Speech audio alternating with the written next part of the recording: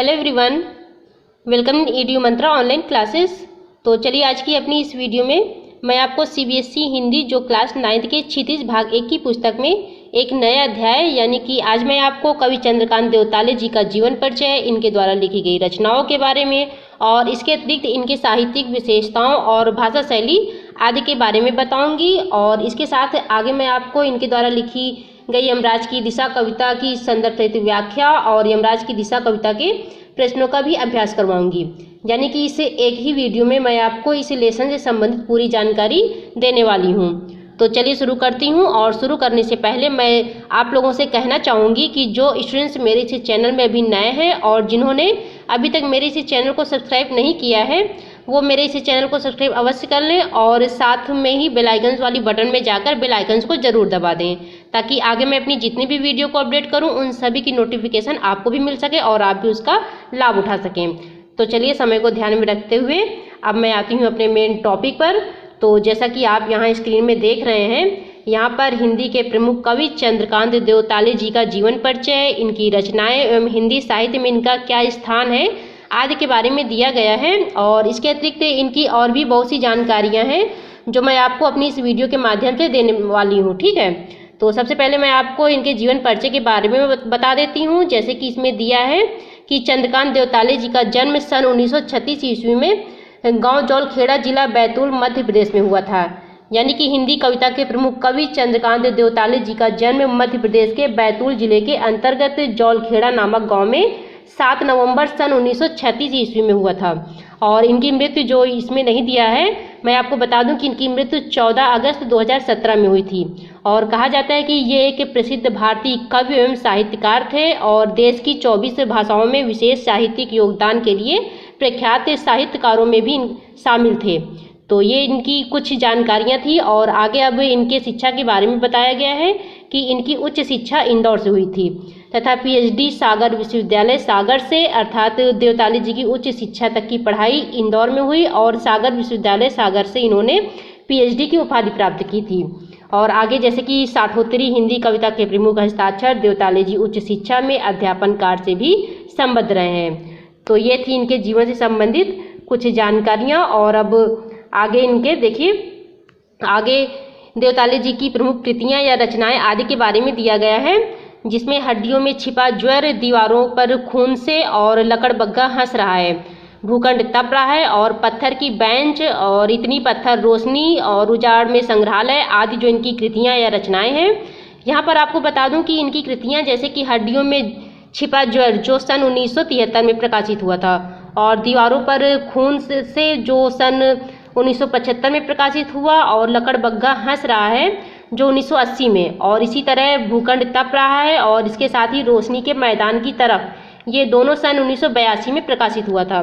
और इसी के कुछ वर्षों के बाद सन 1987 ईस्वी को इनकी कविता आग हर चीज़ में बताई गई थी और बदला बेहद महंगा सौदा जो 1995 में प्रकाशित हुई।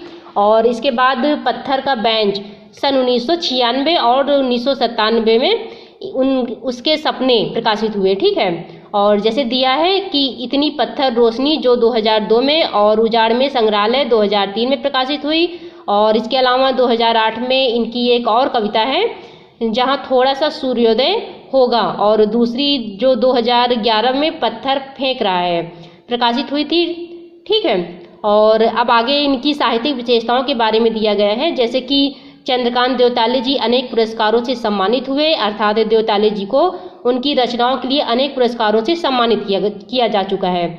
और इनमें जो प्रमुख हैं जैसे कि माखनलाल चतुर्वेदी पुरस्कार और मध्य प्रदेश का शासन का शिखर सम्मान। और कहा जाता है कि इनकी कविताओं के अनुवाद प्रायः सभी भारतीय भाषाओं में और कई विदेशी भाषाओं में भी हुए हैं। और देवताले जी की कविता की जड़ें गाँव, कस्बों और निम्न मध्य वर्ग के जीवन में हैं, अर्थात चंद्रकांत देवताले जी ने अपनी लिखी हुई काव्य कृतियों में गांव तथा कस्बों में निवास करने वाले निम्न व मध्यम वर्ग के जीवन का विशेष रूप से चित्रण किया है। और उसमें मानव जीवन की अपनी विविधताओं और विडंबनाओं के साथ उपस्थित हुआ है, अर्थात मानव जीवन की उन सभी विविधताओं और विडंबनाओं को उन्होंने अपने काव्य में पूरी तरह से साकार कर दिया है। और कवि ने जहाँ व्यवस्था की कुरूपता के खिलाफ गुस्सा है तो वहीं दूसरी तरफ मानवीय प्रेम भाव भी पाया जाता है। और ये अपनी बात सीधे और मारक ढंग से कहते हैं और इनकी कविता की भाषा में अत्यंत पारदर्शिता और एक विरल संगीतात्मकता दिखाई देती है। ठीक है, यानी कि देवताले जी की भाषा अत्यंत सरल एवं विषयानुकूल है और गहरे गहरे भाव को भी इन्होंने अपनी कविताओं को सहज भाषा में उकेरा है। और इसके अतिरिक्त इन्होंने तत्सम प्रधान शब्दावली के साथ साथ उर्दू फारसी के शब्दों को भी प्रयोग किया है। ठीक है, तो इस प्रकार हिंदी के प्रसिद्ध भारतीय कवि चंद्रकांत देवताले जी की जीवनी समाप्त होती है और मैं उम्मीद करती हूँ कि इनके जीवन से संबंधित जो जानकारियाँ थी वो आप सभी को अच्छे से समझ में आ गई होगी। और अब मैं आपको चंद्रकांत देवताले जी के द्वारा लिखी कविता यमराज की दिशा को हम व्याख्या के साथ पढ़ाएंगे और इसके साथ ही इनकी दी गई हर एक कविता की विशेषताओं के बारे में भी बताऊंगी। तो चलिए देखती हूँ। जैसा कि आप यहाँ देखिए, जैसा कि आप यहाँ स्क्रीन में देख रहे होंगे, ये देखिए यहाँ पर देखिए, हाँ ये देखिए यहाँ पर चंद्रकांत देवताले जी के द्वारा रचित यमराज की दिशा कविता की व्याख्या दी गई है। तो व्याख्या पढ़ने से पहले यहाँ पर देखिए, जैसे कि आप यहाँ स्क्रीन में देख रहे हैं, यहाँ पर कवि चंद्रकांत देवताले जी के द्वारा रचित यमराज की दिशा कविता का सारूपी महत्व दिया गया है। तो सबसे पहले मैं आपको इस कविता के सारूपी महत्व के बारे में समझा देती हूँ, जिसमें बताया गया है कि संकलित कविता यमराज की दिशा में कवि चंद्रकांत देवताले जी ने सभ्यता के विकास की खतरनाक दिशा की ओर इशारा यानी संकेत करते हुए कहना चाहते हैं कि जीवन विरोधी ताकतें चारों तरफ फैलती जा रही हैं, अर्थात जीवन विरोधी ताकतें या शक्तियों का हर दिशा में फैलाव होता जा रहा है और जीवन के दुख दर्द के बीच जीती माँ को जिस अपशकुन के रूप में वह जिस भय की चर्चा हमेशा करती थी वह अब सिर्फ दक्षिण दिशा में ही नहीं है, यानी कि अब वह दक्षिण दिशा का हिस्सा ही नहीं है बल्कि वह सर्वव्यापक है। और आगे कवि चंद्रकांत देवताले जी कहते हैं कि सभी तरफ फैलते विध्वंस, हिंसा और मृत्यु के चिन्हों की ओर इंगित करके कवि इन चुनौतियों के सामने खड़ा होने का मौन आह्वान करता है। अर्थात देवताले जी हम सभी को भावी विकराल चुनौतियों के समक्ष खड़ा होने का और उसे दूर फेंकने का मौन आह्वान करते हुए कहते हैं कि धीरे धीरे चारों ओर हिंसा, विध्वंस और मृत्यु के चिन्ह फैलते ही जा रहे हैं। इनमें हमें एकता के सूत्र में बंधकर लड़ना होगा और इन्हें पराजित करना होगा, तभी एक आदर्श समाज का सपना हम साकार कर पाएंगे। और जैसे कि बताया जाता है कि कवि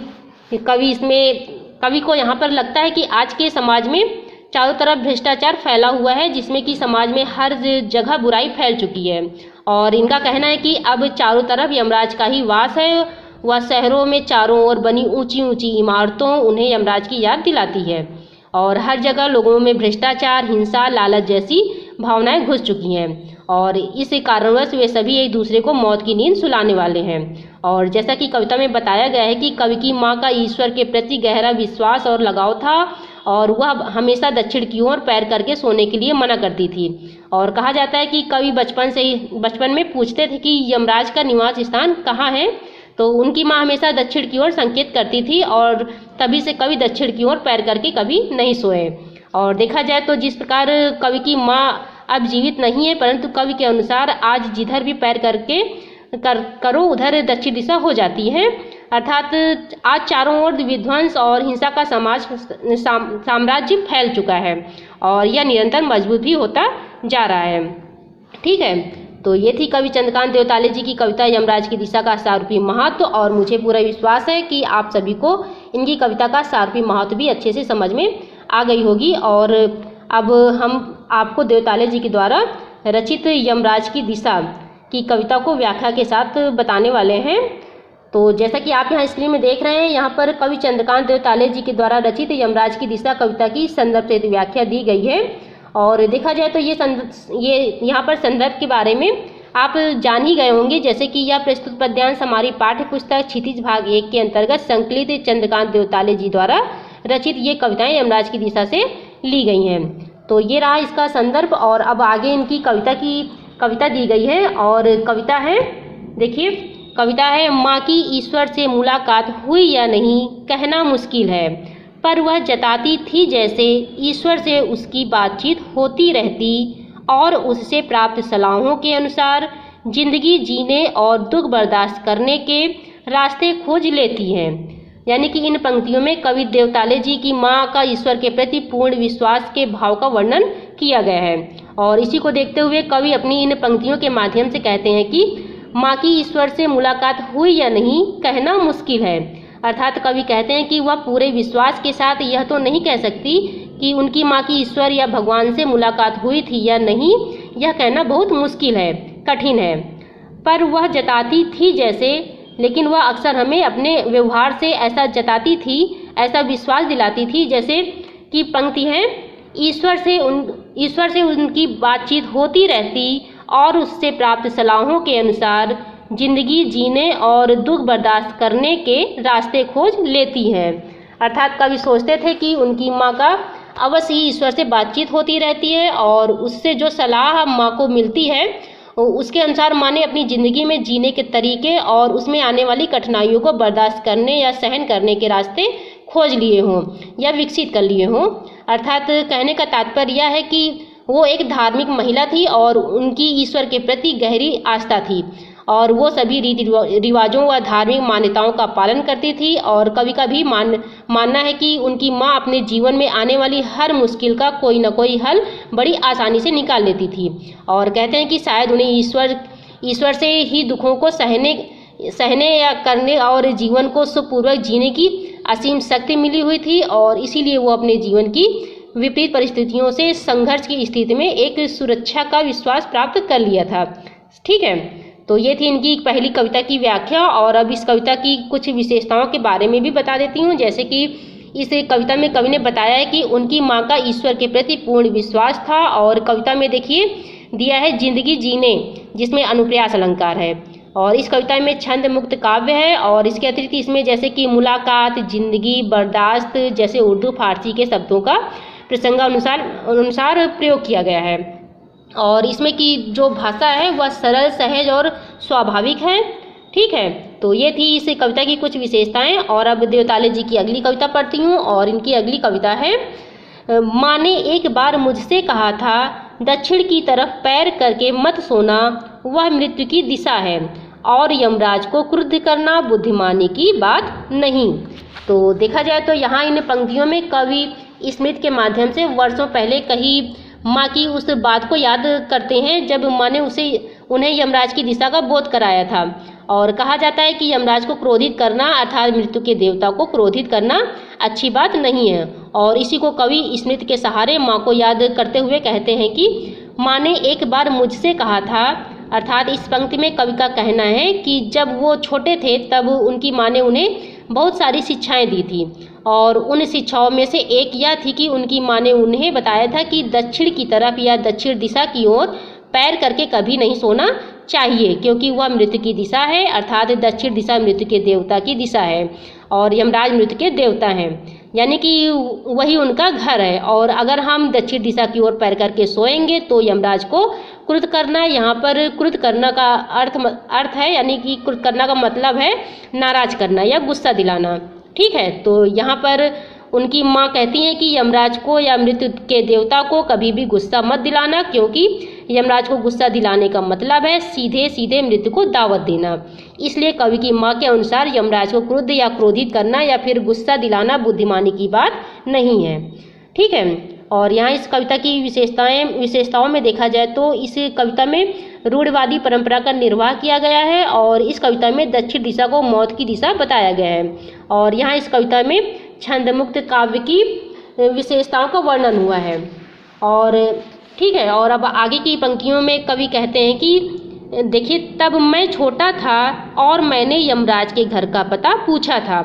उसने बताया था तुम जहाँ भी हो वहाँ से हमेशा दक्षिण में। देखिए, यहाँ इस कविता की पंक्ति में कवि यह बताना चाहते हैं कि बचपन में कैसे माँ ने उन्हें मृत्यु के देवता की दिशा का ज्ञान कराने के बहाने दक्षिण दिशा के संदर्भ में उनकी पहचान करा दी थी। और इसी को कवि अपनी इन पंक्तियों के द्वारा कहते हैं कि तब मैं छोटा था और मैंने यमराज के घर का पता पूछा था। अर्थात उस समय मैं काफ़ी छोटा था और इसीलिए मैं अपनी माँ से यमराज के घर का पता पूछ लिया था कि यमराज कहाँ रहते हैं और उनके घर का क्या पता है। और फिर आगे दिया है, देखिए, उसने बताया था तुम जहाँ भी हो वहाँ से हमेशा दक्षिण में, यानी कि तब उनकी माँ ने उन्हें बताया था कि तुम जहाँ भी हो या तुम जहाँ भी रहते हो वहाँ से दक्षिण दिशा की ओर यमराज का घर है, अर्थात उस जगह से दक्षिण दिशा की ओर हमेशा यमराज का वास होता है, वो वहीं निवास करते हैं या फिर रहते हैं। तो ये थी इस कविता की व्याख्या। और इसमें की विशेषताओं के बारे में देखिए, जैसे कि यहाँ इस कविता में बच्चों के मन में उत्पन्न होने वाली स्वाभाविक जिज्ञासा का उल्लेख किया गया है। और इस कविता की अगली विशेषता यह है कि इसमें दक्षिण दिशा को ही यमराज का घर बताकर मौत की सच्चाई को बताया गया है। और देखा जाए तो इस कविता में सभ्यता के विकास के साथ जीवन विरोधी ताकतें भी बढ़ रही हैं। और आपको बता दूं कि इसमें संवादात्मक शैली का प्रयोग किया गया है। तो ये थी इनकी तीसरी कविता की व्याख्या और उसकी विशेषता। और अब आगे देवताले जी की अगली कविता पढ़ती हूँ। और इनकी अगली कविता है, हाँ देखिए इनकी अगली कविता है, माँ की समझाइश के बाद दक्षिण दिशा में पैर करके मैं कभी नहीं सोया, और इससे इतना फ़ायदा ज़रूर हुआ, दक्षिण दिशा पहचानने में मुझे कभी मुश्किल का सामना नहीं करना पड़ा। यानी कि इन पंक्तियों में कवि कहते हैं कि माँ की समझाइश के बाद, समझाइश यानी माँ के समझाने के बाद दक्षिण दिशा में पैर करके मैं कभी नहीं सोया, अर्थात वो यानी कभी भी दक्षिण दिशा की ओर पैर करके नहीं सोए। और फिर आगे है, और इससे इतना फ़ायदा यानी लाभ या वृद्धि, ठीक है। तो और इससे इतना फ़ायदा ज़रूर हुआ, दक्षिण दिशा पहचानने में मुझे कभी मुश्किल का सामना नहीं करना पड़ा। अर्थात कवि कहते हैं कि इससे और कोई फ़ायदा या लाभ हुआ हो या नहीं, पर इससे इतना फ़ायदा ज़रूर हुआ है कि मुझे दक्षिण दिशा पहचानने में कभी भी मुश्किल का सामना नहीं करना पड़ा। यानी कि इसका अर्थ यह है कि बड़े होने के बाद जब लेखक को अपनी माँ की दी हुई सीख समझ आई तो उन्हें दक्षिण दिशा का तात्पर्य समझ आया, और अपनी माँ की दी हुई सीख पर अमल करते हुए उन्होंने कभी भी दक्षिणपंथी विचारधारा को नहीं अपनाया। और इससे उन्हें यह फ़ायदा या लाभ हुआ कि दूर रहकर उन्हें उनकी त्रुटियों का आभास हो गया।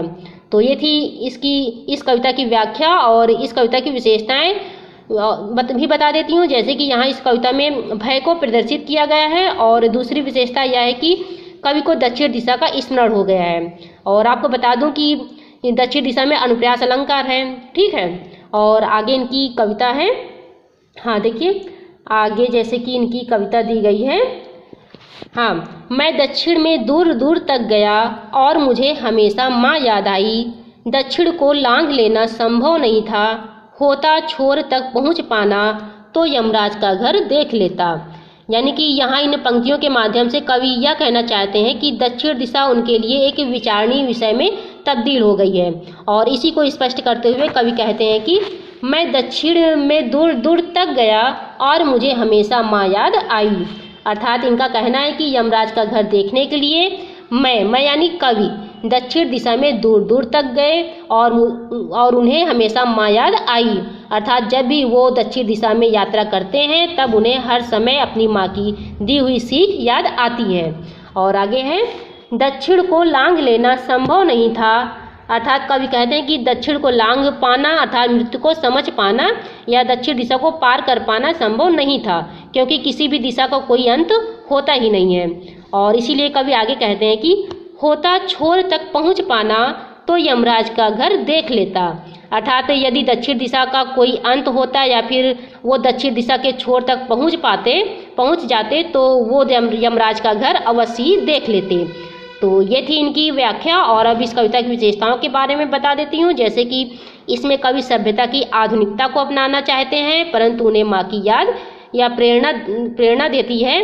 और इस प्रकार इसमें देखिए सभ्यता के विकास की चरम सीमा कवि देखना चाहते थे। और इसके अलावा इस कविता में कवि विनाश की चुनौतियों का शांत भाव से सामना करना चाहते हैं। तो ये थी इसमें की कुछ विशेषताएं। और अब कवि देवताले जी की अगली कविता पढ़ती हूँ। और इनकी अगली कविता है, पर आज जिधर भी पैर करके सो वही दक्षिण दिशा हो जाती है। और आगे है, हाँ, सभी दिशाओं में यमराज के आलीशान महल हैं और वे सभी में एक साथ अपनी दहकती आँखों सहित विराजते हैं। तो यहाँ इस कविता को पढ़ने के बाद आप अनुमान लगा सकते हैं कि ये कविता की सर्वाधिक विचारणीय पंक्तियाँ हैं जो वर्तमान सभ्यता में अकारण सर्वत्र हो रहे हैं।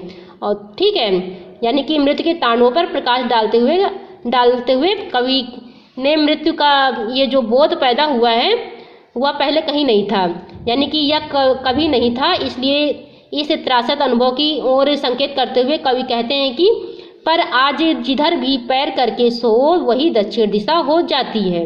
यानी कि इस पंक्ति में कवि का मानना है कि आज जिधर भी देखो अब उस ओर दक्षिण दिशा है, और जिधर जैसे पैर करके सो वही दक्षिण दिशा हो जाती है। और इस तरह पहले और आज की स्थिति में काफ़ी अंतर आ चुका है। और जैसे कि आगे दिया है, सभी दिशाओं में यमराज के आलीशान महल हैं और वे सभी में एक साथ अपनी दहकती आंखों सहित विराजते हैं।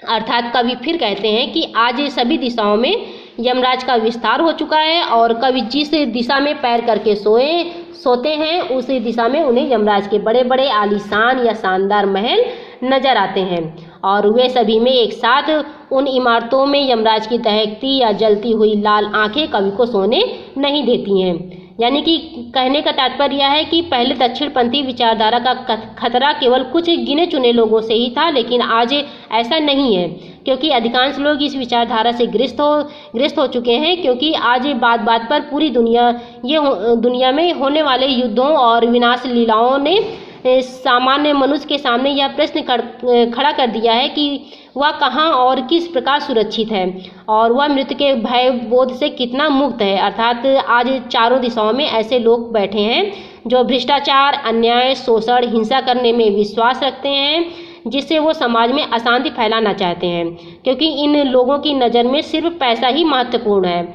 इनमें इंसानी रिश्ते, नाते, भाईचारे की कोई अहमियत नहीं है। और इसी को देखते हुए अंतिम पंक्तियों में कवि कहते हैं कि वे सभी में एक साथ अपनी दहकती आंखों सहित विराजते हैं। इसमें सभ्यता के विकास ने मनुष्य को मनुष्य के खून की प्यास बढ़ा दी है। ठीक है, तो इस कविता की भी व्याख्या पूरी होती है और इसमें की विशेषता यह है कि इसमें कवि ने चारों तरफ फैलते विध्वंस, हिंसा और मृत्यु के चिन्हों की ओर संकेत किया है। और इसमें की जो भाषा है वह सरल, सहज व स्वाभाविक भाषा है।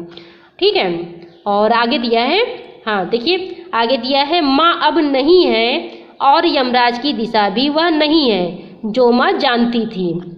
तो इस कविता की अंतिम पंक्तियों में मृत्यु के विषय में बदले भाव बोध की तुलना करते हुए कवि कहते हैं कि माँ अब नहीं है, यानी माँ के चले जाने के उपरांत अब यमराज की दिशा भी नहीं है, वह भी अब बदल चुकी है और उसका विस्तार या फैलाव भी अब हर दिशा में हो चुका है जो माँ जानती थी। इसलिए माँ के द्वारा बताया गया नुस्खा अब किसी भी काम का नहीं है।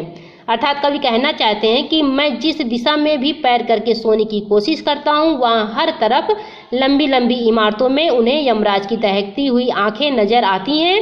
अर्थात कहने का तात्पर्य यह है कि अब चारों ओर पूंजीपतियों का वास है जो साधारण जनता का शोषण करने में लगे हुए हैं। ठीक है, और इस कविता की विशेषता यह है कि इस कविता में कवि ने चारों तरफ विध्वंस और मृत्यु के फैलाव पर चिंता व्यक्त की है। और दूसरी विशेषता यह है कि इस कविता की पंक्ति में सीधे साधे शब्दों के माध्यम से कवि ने अपने विचारों को अभिव्यक्ति दी है। तो ये रही कवि चंद्रकांत देवताले जी के द्वारा रचित यमराज की दिशा कविता की व्याख्या और उसकी विशेषताएं। और आगे जैसा कि आप यहाँ स्क्रीन में देखिए, जैसा कि आप आगे यहाँ स्क्रीन में देख रहे हैं, यहाँ पर कवि देवताले जी की कविता यमराज की दिशा में जो कठिन शब्द थे उन कठिन शब्दों के अर्थ मैं यहाँ स्क्रीन में दे रखी हूँ। ये देखिए, आप चाहें तो अपनी सुविधा के अनुसार इन कठिन शब्दों के अर्थ को भी याद कर सकते हैं और चाहे तो इसका स्क्रीनशॉट भी ले सकते हैं।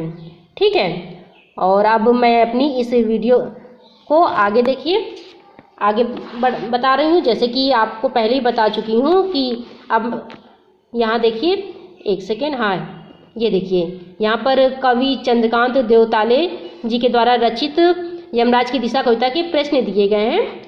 जैसा कि आपको पहले ही बता चुकी हूँ कि आपको इस वीडियो को मैं शुरू से अंत तक इसमें पूरा मैं आपको बताने वाली हूँ। तो चलिए इन प्रश्नों का भी अभ्यास करवा देती हूँ यमराज की दिशा कविता की, जिसमें इनका पहला प्रश्न है, हाँ देखिए इनका पहला प्रश्न है, कवि को दक्षिण दिशा पहचानने में कभी मुश्किल क्यों नहीं हुई।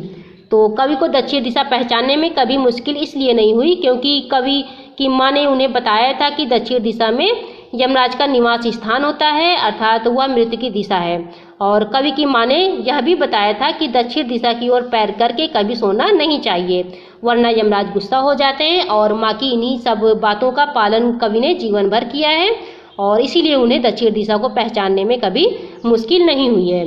तो ये रहा इनके पहले प्रश्न का उत्तर। और अब अगला प्रश्न यानी कि दूसरा प्रश्न पढ़ती हूँ। और दूसरा प्रश्न है, कवि ने ऐसा क्यों कहा कि दक्षिण को लांघ लेना संभव नहीं था। तो यमराज की दिशा कविता में कवि अपनी माँ के कहे अनुसार जीवन भर दक्षिण दिशा की ओर पैर करके नहीं सोए थे, क्योंकि उन्हें भय था कि यह मृत्यु की दिशा है और इसी कारण से दक्षिण दिशा को लांघना कवि के लिए संभव नहीं था। और दूसरे शब्दों में कहें तो दिशाओं का कोई छोर नहीं होता, यानी कि हम यह नहीं कह सकते कि इस निश्चित स्थान पर कोई दिशा समाप्त हो गई है।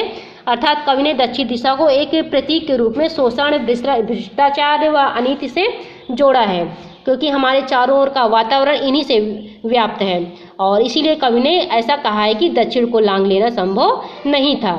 तो ये दूसरे प्रश्न का भी उत्तर पूरा होता है। और अब तीसरा प्रश्न पढ़ती हूँ। और तीसरा प्रश्न है, कवि के अनुसार आज हर दिशा दक्षिण दिशा क्यों हो गई है। तो कवि के अनुसार आज हर दिशा दक्षिण दिशा इसलिए हो गई है क्योंकि दक्षिण दिशा से तात्पर्य मृत्यु या काल की दिशा से है।